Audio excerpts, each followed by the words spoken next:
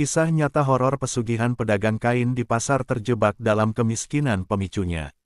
Di tengah keramaian Jakarta yang tak pernah tidur, terdapat seorang pedagang tekstil bernama Rudy. Rudy berusia 35 tahun, dengan penampilan sederhana namun rapi. Ia memiliki wajah oval dengan kulit sawo matang, rambut hitam legam yang selalu disisir rapi, dan mata yang tajam mencerminkan keuletan hidupnya. Setiap hari, ia berjualan kain di pasar tradisional, menawarkan berbagai jenis tekstil mulai dari batik hingga denim. Rudy dikenal ramah di antara para pelanggan dan pedagang lainnya, namun di balik senyumannya tersimpan rasa cemas dan ketidakpuasan yang mendalam. Rudy tinggal di sebuah gang sempit di kawasan Kumuh, Jakarta, diapit oleh rumah-rumah berukuran kecil yang juga dihuni pedagang dan pekerja harian. Kebisingan kendaraan di luar jendela dan aroma makanan yang menggoda dari penjual kaki lima mengisi hidupnya setiap hari. Meskipun dikelilingi oleh orang-orang, Rudy sering merasa kesepian. Ia tidak memiliki banyak teman dekat, dan kehidupan sosialnya terbatas hanya pada interaksi singkat dengan pelanggan yang datang ke tokonya. Setiap pagi sebelum membuka lapak, Rudy selalu menyempatkan diri untuk merenung. Ia sering mengingat masa kecilnya yang penuh kenangan manis, ketika ia bercita-cita untuk memiliki usaha yang sukses dan bisa membantu keluarganya. Namun, seiring waktu, impian itu tampak semakin jauh. Usahanya di pasar tak kunjung membuahkan hasil yang signifikan, dan utang yang menumpuk semakin menambah beban pikirannya. Suatu hari, saat Rudy sedang beristirahat di warung kopi dekat pasar, ia mendengar percakapan dua orang pelanggannya tentang pesugihan. Mereka berbicara dengan nada berbisik, seakan takut didengar orang lain. Rudy yang penasaran mendekat dan mendengarkan cerita mereka. Mereka menceritakan tentang seorang dukun di desa terpencil yang bisa memberikan kekayaan dengan imbalan tumbal. Rudy merasa terkejut, namun ada sesuatu dalam cerita itu yang menarik perhatiannya, janji kekayaan yang cepat dan mudah. Setelah pulang ke rumah, pikiran tentang pesugihan terus menghantui Rudy. Ia mulai membayangkan bagaimana kehidupannya bisa berubah jika semua utangnya lunas dan ia bisa menjalani hidup dengan lebih baik. Namun, benak Rudy juga dipenuhi dengan keraguan. Ia teringat ajaran orang tuanya yang selalu menekankan pentingnya kerja keras dan kejujuran. Rudy merasa terjebak dalam dilema moral. Apakah ia siap mengorbankan prinsipnya demi mendapatkan kekayaan? Malam itu, Rudy terjaga, merenungkan impian dan harapannya. Ia membayangkan wajah ibunya yang sakit-sakitan, yang selalu berharap Rudy bisa memberikan kehidupan yang lebih baik. Dalam gelap, Rudy merasakan tekanan yang semakin berat di dadanya. Keputusan untuk mencari dukun itu seolah menjadi jalan terakhir untuk mengubah nasibnya. Keesokan harinya, Rudy memutuskan untuk melakukan perjalanan ke desa yang disebutkan dalam cerita. Ia mengajak dua temannya, Tria dan David, untuk menemani. Tria adalah seorang wanita berusia 30 tahun yang bekerja sebagai penjahit. Ia memiliki karakter yang ceria dan optimis, selalu mampu melihat sisi baik dari setiap situasi. David, di sisi lain, adalah sosok yang lebih skeptis dan rasional, berusia 32 tahun, yang bekerja sebagai kurir. Meskipun mereka bertiga memiliki latar belakang yang berbeda, persahabatan mereka terjalin erat melalui pengalaman hidup yang sama sebagai pedagang kecil di Jakarta. Dengan perasaan campur aduk, Rudy dan temannya mempersiapkan perjalanan menuju desa terpencil itu. Mereka berangkat dengan ojek motor, suara mesin yang meraung memecah kesunyian hutan bambu yang mereka lewati. Saat mereka memasuki daerah yang lebih terpencil, suasana mulai berubah. Hutan bambu yang lebat dan sepi memberi kesan mistis, membuat Rudy merasa gelisah. Ia merasakan bahwa sesuatu yang tidak biasa sedang menunggu di depan. Saat akhirnya mereka tiba di desa tersebut, langit sudah gelap. Keheningan menyelimuti area sekitar, tidak ada suara azan dari masjid meski bangunan itu terlihat jelas. Rudy dan teman-temannya merasa terasing, seolah mereka telah memasuki dunia lain. Mereka menginap di sebuah rumah sederhana milik kerabat Tria, yang menyambut mereka dengan hangat, meskipun mereka tidak bisa mengabaikan kesan aneh yang menyelimuti tempat itu. Di dalam rumah, Lampu yang redup menciptakan bayangan-bayangan menakutkan di dinding. Rudy merasa ada sesuatu yang mengawasinya, dan rasa cemas yang mengganggu pikirannya semakin menguat. Ia tahu bahwa perjalanan ini bisa mengubah hidupnya, tetapi pertanyaan yang sama terus berputar di kepalanya, apakah ia benar-benar siap membayar harga untuk mendapatkan kekayaan yang diimpikannya. Malam pertama di desa terpencil itu terasa panjang dan mencekam. Rudy, Tria, dan David berusaha mengalihkan perhatian dengan berbincang-bincang, tetapi suasana di sekitar mereka begitu menekan. Desakan angin malam yang berbisik lembut seolah menyampaikan pesan dari dunia lain. Ketiganya duduk di teras rumah kerabat Tria, dikelilingi oleh aroma tanah basah yang menyegarkan, namun juga menyisakan rasa tidak nyaman di hati. Sekitar pukul 2 pagi, ketenangan malam itu tiba-tiba terganggu oleh suara ketukan keras yang datang dari luar. Suara itu seolah berasal dari pepohonan, ketukan yang berulang-ulang dan semakin terdengar jelas. Rudy menahan napas, matanya membelalak. Ia saling bertukar pandang dengan Tria dan David, merasakan ketegangan yang menyelimuti mereka.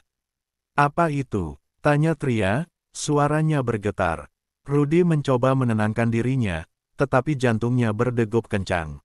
David, yang biasanya tenang dan skeptis, terlihat gelisah. Ia berdiri, melangkah ke pinggir teras, dan mencoba melihat ke arah sumber suara. "Mungkin hanya hewan hutan," katanya, mencoba menghibur diri. Namun, Rudy merasa ada sesuatu yang lebih dari sekadar hewan. Ia teringat cerita-cerita tentang roh yang menghuni tempat-tempat terpencil, dan ketakutan mulai merayapi pikirannya. Ketukan itu terus berlanjut, dan Rudy merasa seolah suara itu memanggilnya. Tanpa sadar, ia melangkah mendekati pagar halaman, berharap bisa melihat apa yang ada di luar. Ketika ia mendekat, ketukan itu berhenti seketika.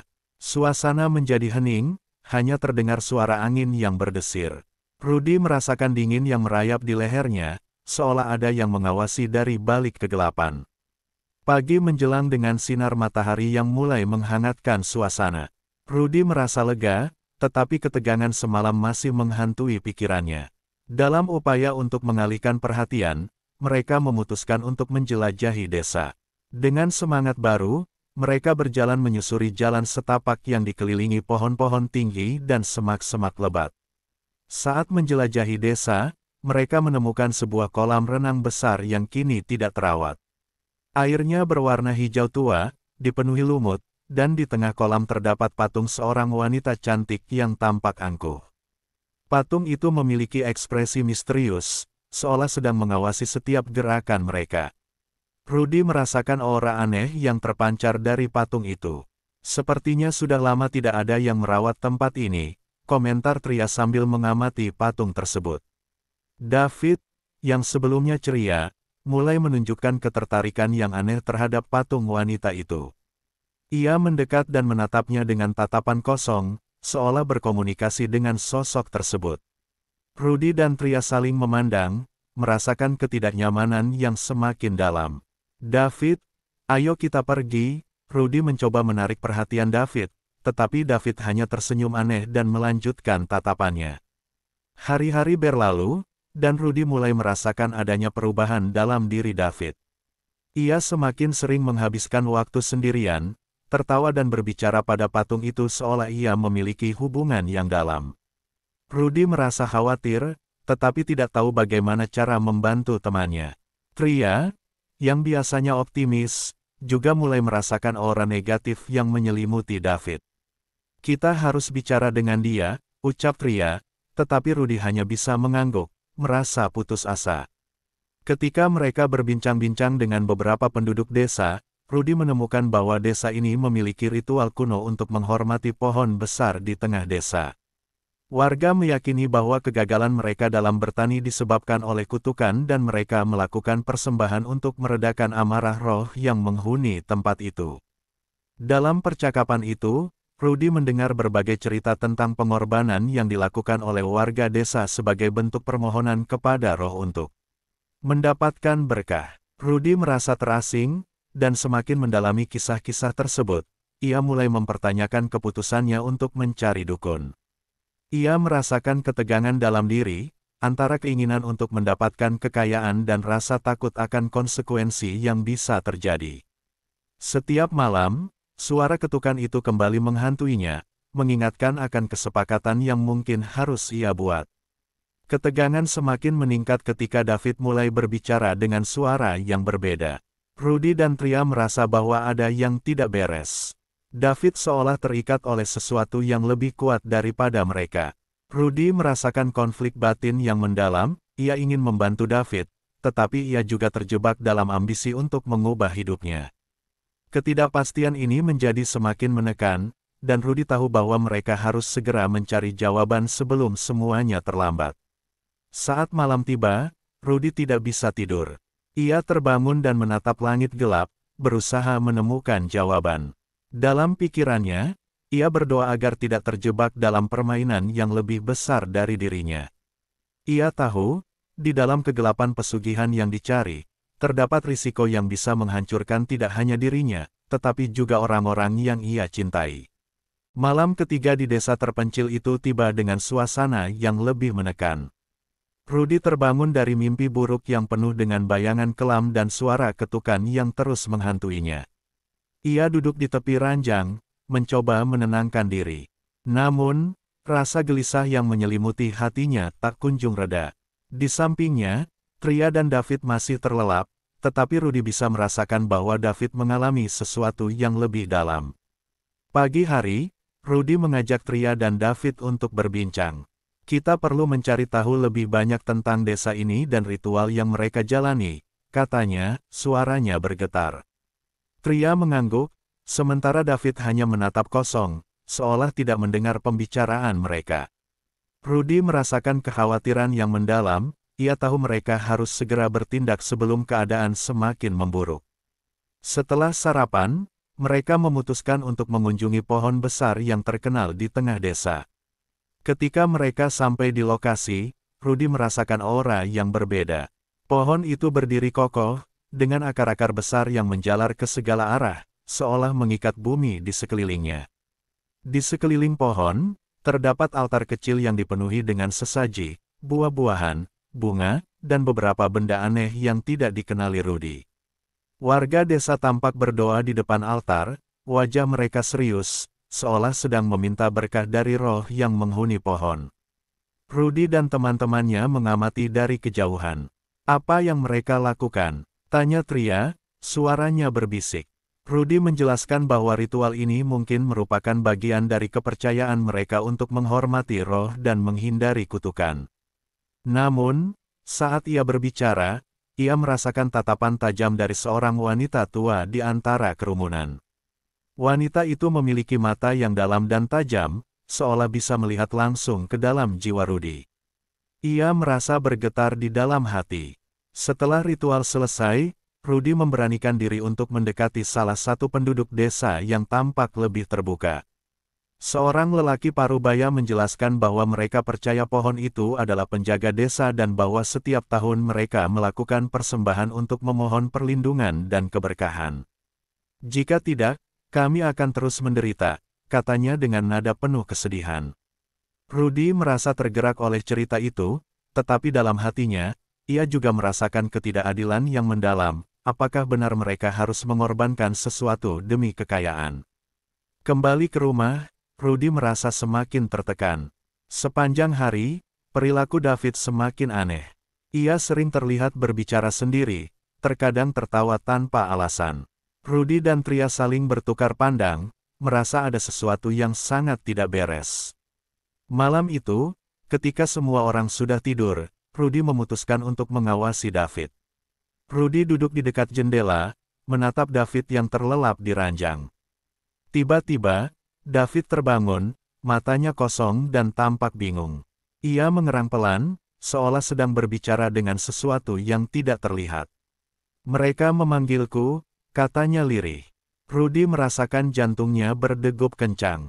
Ia ingin membangunkan David, tetapi takut bahwa ia akan semakin terjebak dalam keadaan aneh itu. Pagi harinya, Rudy tidak bisa menahan diri lagi. Ia mendekati David dan bertanya, "David, ada apa denganmu? Kau terlihat berbeda." David hanya tersenyum aneh, dan Rudy merasa ada sesuatu yang lebih dalam sedang terjadi. Tria pun berusaha berbicara dengan David, tetapi ia juga tidak mendapatkan jawaban yang memadai. Rudy merasakan bahwa mereka perlu mencari bantuan dari dukun desa, meskipun pikirannya dipenuhi dengan keraguan. Mereka mencari informasi mengenai dukun yang terkenal di desa tersebut. Setelah bertanya kepada beberapa penduduk, mereka akhirnya menemukan rumah seorang dukun tua yang berada di pinggiran desa. Dukun itu dikenal dengan nama Nenek Sari, dan menurut desas-desus, ia memiliki kekuatan untuk membantu orang-orang yang terjebak dalam masalah dengan roh. Ketika mereka sampai di rumah Nenek Sari, suasana terasa lebih dingin. Dukun itu duduk di depan tungku api, wajahnya dipenuhi kerut dan matanya yang dalam seolah menyimpan banyak rahasia. "Apa yang kalian cari?" tanyanya dengan suara serak. Rudy menjelaskan situasi mereka, berharap Nenek Sari bisa membantu David. Nenek Sari menatap David dengan tatapan tajam. "Dia sudah terikat," ucapnya tanpa mengalihkan pandangan. "Kekuatan yang menguasainya lebih besar dari yang kalian bayangkan." Rudy dan Tria merasa seolah dunia mereka runtuh. "Apa yang harus kami lakukan?" tanya Rudy dengan suara tertahan. Nenek Sari menjelaskan bahwa David perlu melakukan ritual untuk melepaskan diri dari ikatan tersebut, tetapi ritual itu memerlukan tumbal. Rudy tertegun. Ia tidak mampu membayangkan mengorbankan sesuatu atau seseorang untuk menyelamatkan temannya. "Kami tidak bisa melakukan itu," tegas Rudy, tetapi kata-katanya seolah sia-sia di hadapan Nenek Sari. Rudy merasa terjebak dalam dilema yang tidak berujung. Di satu sisi, ia ingin menyelamatkan temannya, tetapi di sisi lain, rasa kemanusiaan dan moralnya berbenturan dengan ambisi untuk mendapatkan kekayaan. Saat mereka meninggalkan rumah Nenek Sari, Rudy merasakan beban yang semakin berat di pundaknya. Konflik batin ini semakin menggerogoti pikirannya, dan ia tahu bahwa keputusan yang akan diambil dalam waktu dekat bisa berdampak pada seluruh hidupnya. Ketegangan semakin meningkat, dan Rudy menyadari bahwa mereka berada di ambang sesuatu yang lebih besar dan lebih berbahaya. Rudy merasakan bahwa waktu mereka semakin menipis, dan ia harus segera bertindak sebelum David terjebak lebih dalam kegelapan yang menantinya. Malam semakin gelap ketika Rudy dan Tria kembali ke rumah kerabat Tria setelah pertemuan yang mengkhawatirkan dengan Nenek Sari. Suasana di dalam rumah terasa semakin mencekam. David, yang seharusnya tertidur, malah duduk di pojok ruangan dengan tatapan kosong, seolah terjebak dalam dunia lain. Rudy merasakan jantungnya berdegup kencang. Ia tahu bahwa mereka tidak bisa menunggu lebih lama lagi. "David," Rudy memanggil dengan suara tegas, berusaha mengembalikannya ke kenyataan. Namun, David hanya menatap jauh ke depan, seolah tidak mendengar. Tria, yang berdiri di samping Rudy, menggenggam tangan Rudy dengan erat, merasakan ketegangan dalam suasana. "Kita harus melakukan sesuatu," kata Tria dengan nada panik. Rudy mengangguk, tetapi ia tidak tahu harus mulai dari mana. Malam itu, Rudy terbangun beberapa kali, terbangun oleh suara ketukan yang sama seperti malam-malam sebelumnya. Suara itu seolah semakin dekat, semakin keras, dan semakin mendesak. Rudy merasakan hawa dingin merayap di sekujur tubuhnya. Ia tahu itu bukan hanya suara angin atau hewan malam, itu adalah panggilan dari sesuatu yang lebih dalam, lebih berbahaya. Dalam hati, ia berdoa agar David bisa kembali normal sebelum semuanya terlambat. Pagi hari berikutnya, Rudy memutuskan untuk kembali menemui Nenek Sari, berharap dukun itu bisa memberikan solusi yang lebih baik. Ia tidak bisa membiarkan David terjebak dalam kegelapan itu lebih lama lagi. Ketika mereka sampai di rumah Nenek Sari, Rudy tidak bisa mengabaikan rasa cemas yang menggelayuti dirinya. "Kami butuh bantuan," ujarnya kepada Nenek Sari yang sedang duduk di depan tungku. Nenek Sari menghela napas berat. "Jika ingin menyelamatkan dia, ada satu cara," katanya. Rudy dan Tria menunggu dengan penuh harapan. "Kita perlu melakukan ritual pemanggilan," lanjut Nenek Sari. "Namun, itu berisiko. Kita harus memanggil roh yang mengikatnya dan bernegosiasi." Rudy merasa tertegun. "Apa yang harus kami lakukan?" tanyanya. Nenek Sari menjelaskan bahwa mereka harus menyiapkan sesaji, buah-buahan, bunga, dan benda-benda simbolis yang akan menarik perhatian roh tersebut. Namun, dalam prosesnya, mereka harus bersiap untuk menghadapi konsekuensi yang tidak terduga. Dengan tekad baru, Rudy dan Tria mulai mengumpulkan semua yang diperlukan untuk ritual. Mereka berkeliling desa, mengumpulkan bahan-bahan dan meminta izin dari penduduk untuk menggunakan barang-barang tertentu. Rudy merasakan ketegangan yang terus meningkat, seolah seluruh desa menyaksikan langkah mereka dengan rasa ingin tahu dan kecemasan. Malam purnama menjadi saksi ketika mereka mempersiapkan ritual di luar rumah Nenek Sari. Suasana terasa aneh, angin berhembus kencang, dan suara-suara alam seolah berhenti. David duduk di tengah lingkaran, mata tertutup, wajahnya tampak tenang namun penuh ketegangan. Rudy dan Tria berdiri di sampingnya, merasakan beban yang semakin berat. Nenek Sari memulai ritual dengan membaca mantra dalam bahasa yang tidak mereka mengerti. Suaranya dalam dan menggema di malam yang hening. Rudy merasa ada sesuatu yang mulai bergerak di sekeliling mereka, udara menjadi lebih dingin, dan bayangan-bayangan aneh mulai muncul di antara pepohonan. Rudy merasakan getaran di tanah di bawah kakinya, seolah sesuatu yang besar sedang mendekat. Tiba-tiba, seberkas cahaya terang muncul, dan sosok gaib berdiri di hadapan mereka. Wajahnya tidak terlihat jelas, tetapi Rudy bisa merasakan kekuatan yang sangat besar dari sosok itu. "Mengapa kalian memanggilku?" Suara gaib itu bergema, mengguncang jiwa Rudy. Ia berusaha menahan rasa takut, tetapi ketidakberdayaan mulai merayap. Nenek Sari menjelaskan tujuan mereka, meminta roh untuk melepaskan David. "Dia tidak seharusnya menjadi tumbal," katanya dengan suara tegas. Namun, roh itu hanya tertawa, suaranya terdengar menakutkan. "Setiap permintaan ada harganya. Apakah kalian bersedia membayar?" Tiba-tiba, Rudy merasakan tekanan yang luar biasa, seolah ada tangan tak terlihat yang mengikatnya. Rudy menatap David, yang terkulai lemah. Dalam hati, ia merasa putus asa. "Apa yang harus aku lakukan?" tanyanya kepada roh itu. Roh itu mengedipkan mata, seolah tahu kelemahan Rudy. "Satu jiwa untuk satu jiwa. Pilihlah," katanya dengan nada mengancam. Rudy bergetar. Ia tahu bahwa memilih berarti mengorbankan David atau mencari tumbal lain. Dalam kekacauan pikirannya, ia teringat ibunya yang sakit di Jakarta. Ia merasa ditarik antara menyelamatkan David dan menyelamatkan dirinya sendiri. Dalam momen ketegangan yang tidak terduga, Rudy mengangkat suara. "Tidak, aku tidak akan mengorbankan siapapun."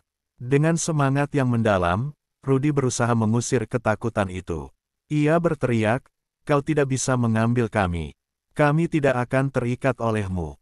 Tiba-tiba, cahaya terang itu menyilaukan, dan sosok gaib itu menghilang dalam kegelapan malam. Rudy merasa terjatuh, napasnya terengah-engah. David terbangun, matanya kembali fokus. Rudy berlari menghampirinya, meraih bahunya. "David, kau kembali." Rudy merasa lega, tetapi rasa syukur itu tidak bertahan lama. Dalam sekejap, Nenek Sari terjatuh, terkulai lemah di tanah. Rudy dan Tria berlari ke arahnya, panik. "Nenek, apa yang terjadi?" Rudy berteriak. Nenek Sari membuka matanya dengan kesakitan. "Kekuatan itu tidak bisa dibendung. Ia akan kembali," katanya dengan suara lemah.